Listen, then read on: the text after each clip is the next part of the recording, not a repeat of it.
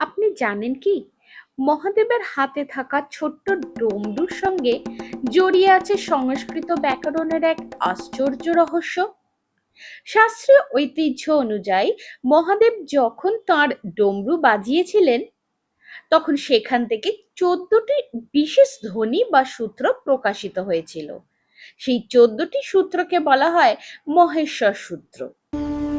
নৃতবসনে মসনে নতরাজরাজরাজো নিনাদন্দ্রিলিকেয়োন্মমনম। পরে মহর্ষি পাণিনি তার বিখ্যাত অষ্টাধ্যায়ী ব্যাকরণে এই সূত্রগুলিকে ব্যবহার করেন।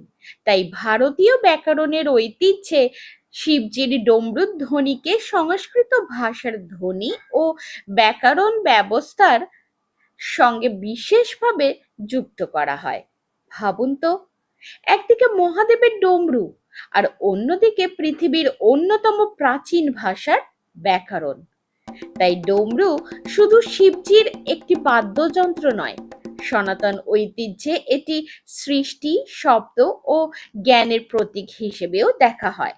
হর হর মহাদেব।